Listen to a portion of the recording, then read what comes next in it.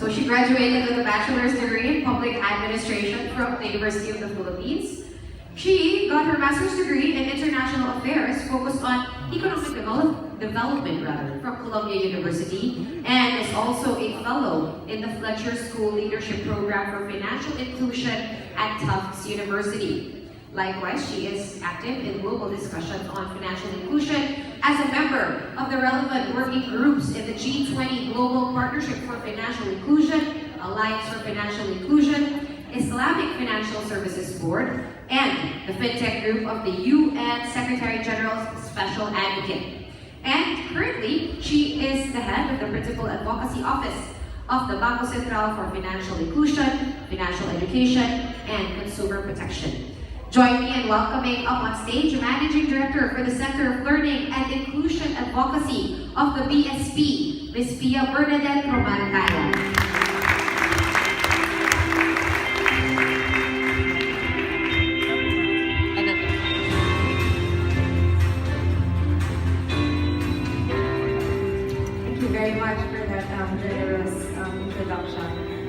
Good afternoon, everybody.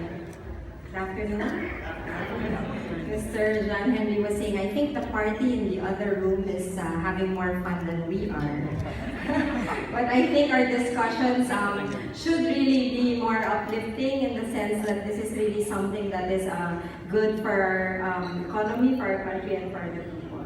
If I may just start on a more somber note, we are currently having the necrological services for the governor of the Bangko Sentral as we speak. And it was quite a struggle for me because thinking of whether I should leave and come here or really just stay there and pay my respects. And I realized we will be doing him a disservice if we don't come here, because this is exactly what his vision was, to really make the financial system more inclusive and reach more of our unbanked and underbanked. And this was his advocacy from very early on while he was still Deputy Governor. And as Senator Escudero pointed out, with the passage of the new Central Bank Charter, from an advocacy, it is actually now a strategic objective. And if I may read, and this is quite significant, in Section 3 of that Act, it says, in the attainment of its objectives, which is price stability and financial system soundness, safety and soundness, the BSP shall promote broad and convenient access to high-quality financial services and consider the interests of the general public. So that's actually very powerful words now embedded in the BSP Charter. And so very much aligned with what we are all trying to do today. So let's start, and you mentioned let's put ourselves in the same page. What do we mean by financial inclusion? We actually have a national definition, if you will, as embedded in our national strategy for financial inclusion. It's a state wherein there is effective access to a wide range of financial services by all. And Senator Escudero said, it's not enough that you have access. They have to use the services. So it has to be effective access. Are the products you are offering, in fact, the ones that they need and can pay for? Are the products that you are offering the ones that can improve their quality of life? So that is what we mean by effective access. And wide range of financial products and services, not just payments, not just savings or credit, but the range that they need. You know, sometimes when there are some who think that, oh, if you are low income or if you're only earning this much, you do not need a lot of financial services. But in fact, because you are managing such little income with many needs and expenses, you live very complex financial lives. You have to do a lot of financial management.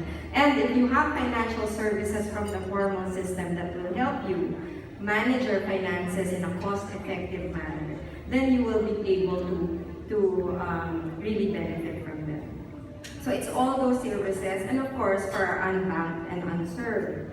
And how big is that market now? We've been hearing it before. I told Senator Cheese before he left, I promise you, by in 3 years, 70% na unbanked ng Pilipinas. That's a hope, okay? That's a hope. And he was saying, okay, that just puts you on global average. But I think that's good enough. Because right now, our figures are much lower. Only 23% of adults have formal accounts. Okay? And that's what, about 15 million, and my colleague here, 14.5 million Filipinos. 48% of adults save. So there's really a propensity to save. But 70% informally, at home. So hindi po, nangyayari po talaga yung sa ilalim ng kama nag-i-impose. 22% of adults have loans, but 4 out of 10 from informal sources. In terms of insurance, and I know Juan Rivera is also playing a very important role here, only 18% of adults have insurance. 3% of adults have investments. So there's really a long way to go in terms of financial inclusion as we know it. But we know that, the gateway to financial inclusion first is really payments or having a basic account. And we're happy to hear the developments from this undertaking. I'll explain that later. In terms of access, 34% of our cities and municipalities have no single bank. Okay. I want to point out that if we consider the other financial services, the microfinance NGOs, the pawn shops, the remittance agents, that goes down to 9%. Okay, so from 34 unbanked, we actually only have 9% unserved. Okay, so there is still 9% with no financial institution whatsoever. But if you can use those additional touch points, you could bring that down to 9%. And we can address the concentration that we see here. Imagine the concentration of financial services. 40% of the total number of deposit accounts are just in the NCR. So the whole Philippines is sharing the 60%. And in terms of amount, it's almost 70% just from the NCR. So what is this we've been trying to ask? And we conduct a biennial survey on financial inclusion at the Bangko Sentral. And this is some of the results. The first thing they say, we cannot open an account because we don't have enough money. So that's really the biggest, and I would challenge this to say it is a misconception. Because you think you don't have enough money because maybe the products out there require a certain amount of money before you can have a savings account. So if it's a 2,000 opening amount, then you say, oh, I don't have 2,000 to be able to save. Or I don't have the documentation.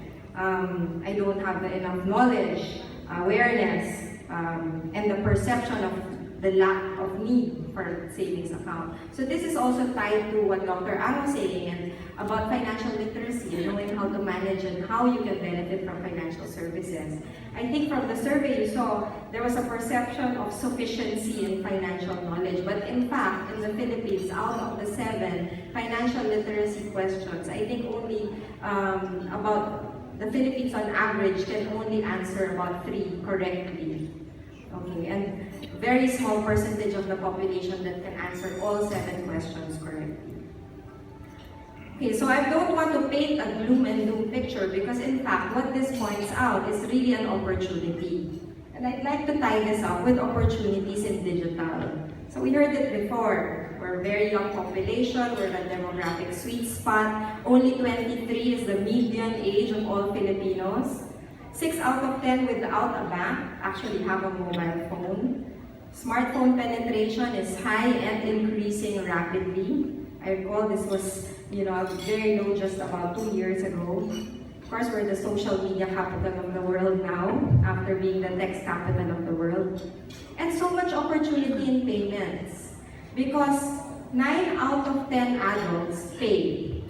Okay, we can't escape from our bills, from the things we need to pay. 9 out of 10 adults pay, but mostly in cash. And in fact, even the account holders, the little that they are, they're already banked, they have accounts, only 18% use those accounts to make electronic payments. So even that is a low-hanging fruit. You're already banked. Why are you not using your account to make payments? So these are some of the opportunities and some of the areas which the Bangko Sentral has tried to directly and deliberately address. I want to highlight, as I said, the Bangko Sentral has been pushing for financial inclusion for nearly 20 years in the early days of microfinance, in putting in place the regulatory framework. But in the recent years, we've been pushing for initiatives for digital financial inclusion. Because in the many years of banking, 160 years of banking in the Philippines, the traditional models are definitely not sufficient because we know our figures and yet why in the many years of banking, we have such a very big unbanked population. Maybe it's our geography, or 7,100 islands, highlands, lowlands. It's difficult to reach through traditional brick and mortar models. And so we have to go digital. And we're lucky because of the opportunities that I presented earlier. But when we talk digital, we see it, QR code, you can pay, tap, you can just tap, and then you can pay, you can leave. It all sounds very nice and high-tech and convenient. But first, you cannot participate in any digital inclusion if you do not have an account.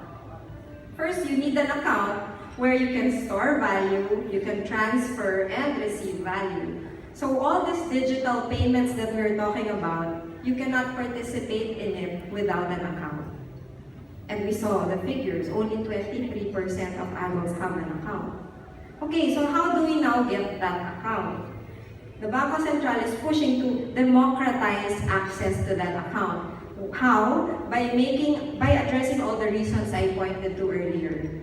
We don't have enough money, which I challenged as a perception. So the basic deposit account framework, as you know, is something where there is only 100 pesos and below opening amount required. No minimum balance, no dormancy charges, because this addresses the very fears of the Filipinos why they don't open an account. Yung experience na naglagay sila ng 5,000, hindi nila ginalaw, nakaltasan, biglang sila pa yung may utang sa bangko. Yan yung mga kwentong naririnig. So, bakit ako magbabangko? Itatago ko na lang sa aking bahay. But we all know that that also has risks. So, making it easy to open an account. Documentary requirements. This is actually a very, yung KYC dito is very liberalized. So if you don't have an ID, it can be reduced to writing. There are others, depending on the financial institution, how they can implement this. But the Bangko Sentral has already put this framework in place. It can be mobile, it can be, you can innovate in the way this product is designed.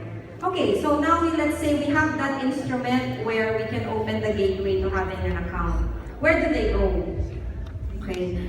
Of course, they can go digital, but then we still need an expansive network of touch points because the banks are only in 66% of our cities and municipalities. So, where do they go? And therefore we issued our cash agent regulation. So we democratized access to an account. Now we want low-cost access points where they can open these accounts and actually transact on these accounts. So the agent banking regulation, actually it's a cash agent regulation, allows banks to use third parties. And what are these third parties? Of course, the pawn shops are the first in mind. They're already doing financial services, but it can also be a generic drugstore, a grocery, a sari-sari store, things that are already embedded in communities and are already getting local traffic, foot traffic. So that is now allowed. And the third one, okay, it's easy for them. There's an accessible point where they can open an easy open account or a no-frills account. Why would they want one? Why would they want one? Well, if they are able to use that account, then you give them a good proposition to want it. And that is what we are working on the National Retail Payment System. We're making payments interoperable, where you can send value from any account to any account. So you may have heard PesoNet, InstaPay. Once you have an account, you can send it to anyone who has an account. It can be an e-money account, a bank account. So that way, then 9 out of 10 people make payments. So imagine if they can now use their account to make payments for their electric co-op, for their remittances, pay their bills, give the tuition to their daughter, give the allowance to their children. Then the account gets value for them. And the beauty here is that your first step was opening in the account and making them have a good value proposition by enabling payments. But then that opens up to the range of other financial services. Because now, because it's digital, there's a history. The financial institution can now see how frequently does she get this money, how frequently does she pay. Then they can design bespoke credit products for you. They can score you based on your activities. So then it opens up an opportunity for you not only to save or put away money, but to now access even credit and even some investment products. So these are the three pillars, not really pillars, but we see them as the three necessary steps before we can really achieve true digital financial inclusion. And when we put this in place, and it was the governor before he became deputy governor said, you have to issue all these regulations and then leave it up to the market. But this has to be built upon a very strong cybersecurity culture, sound market conduct and consumer protection, and sufficient financial and digital literacy. So all of this we have also put together to ensure that when we grow digital, it's safe, it's secure, people trust it, and people know how to use it properly. And he said, when all of that is done, the market will take it up. The market will take it up and will see the opportunities. We didn't see that. So some of these regulations were in place and we kept telling them this is opportunity, these are the data and inclusion, these are what. That's why we are very happy to be here with you today, because this is exactly how we wanted our regulations to be used, to be able to serve broader markets, underserved, unserved markets with valuable financial services designed to meet their needs, purpose, and capabilities. So our hope is that these products are delivered and that they are properly explained, and that when they are used, and that they truly benefit those that use these services. That will be true financial inclusion from our standpoint. And regulation will never be enough. It's really the private sector that we hope to see. So we hope that with the launch today, we see more of similar business models proliferate. The market is huge. There's many players can serve this market, and many opportunities and partnerships in this space. So we're very happy to be here. You know, the Philippines has been pushing for financial inclusion. In fact, you know, this is just a plug, and Senator Escudero mentioned this also, that in terms of regulatory framework, we're the first in Asia, and this was in the past 10 years, since the Economist Intelligence Unit has been monitoring microfinance regulations and financial inclusion regulations. And yet our numbers are not catching up. So we hope that in the next 3 years, we see that the regulatory framework has indeed provided the environment for the private sector to take on the challenge.